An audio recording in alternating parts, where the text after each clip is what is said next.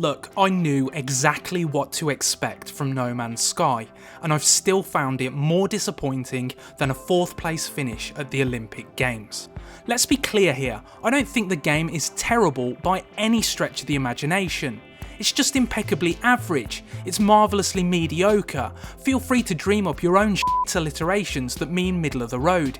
It's a game that I've been forcing myself to play for the past 4 nights, and that's never a good sign. If you watch my first impressions video, then you'll know that I was struggling to wrap my head around the title's systems on day 1, but before you slap the dislike button and spam expletives in the comments section, it's worth stressing that I eventually figured everything out. It's a purposely obtuse game, and I've got no problems with that. My bigger issue is that it's both boring and badly designed.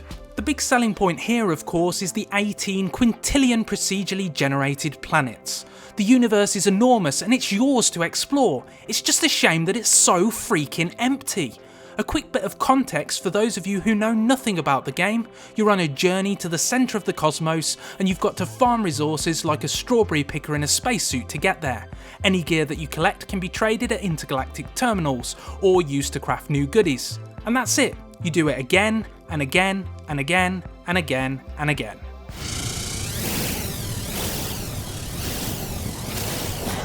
As someone who legitimately likes the Farming Simulator series, I'm no stranger to a bit of virtual busywork, but the biggest problem with No Man's Sky is that, not content with boring you to tears, it wants to obstruct you at every turn too.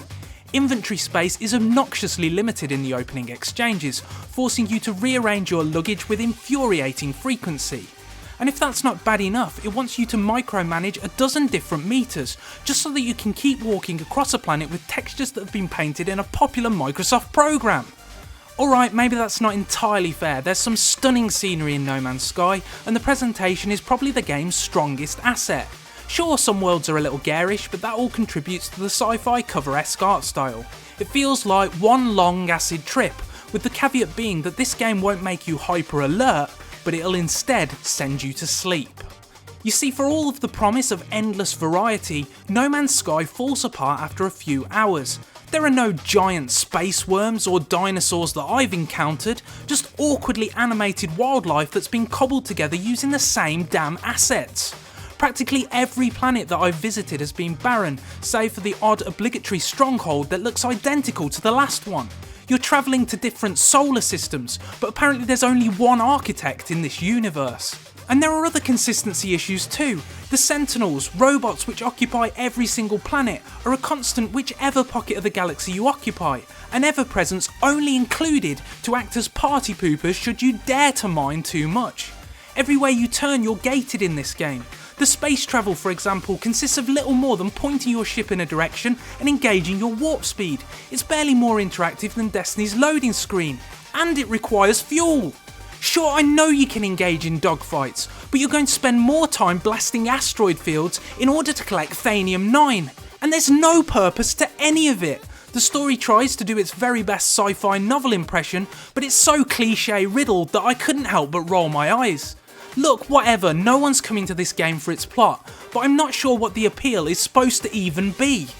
At the end of the day, I take nothing away from Hello Games because it's generally executed on its aims with No Man's Sky, and for a 10 or so person team, that is amazing. The hope is that it will expand upon the foundations that it's built and populate the galaxy with things of actual interest to do. But right now, No Man's Sky is like an annoying version of Proteus with a marginally prettier art style. And that in itself wouldn't be so bad if it didn't derive a perverse kind of pleasure from constantly getting on your nerves. It's boring and it's badly designed. At least it proves one thing though: bigger ain't always better.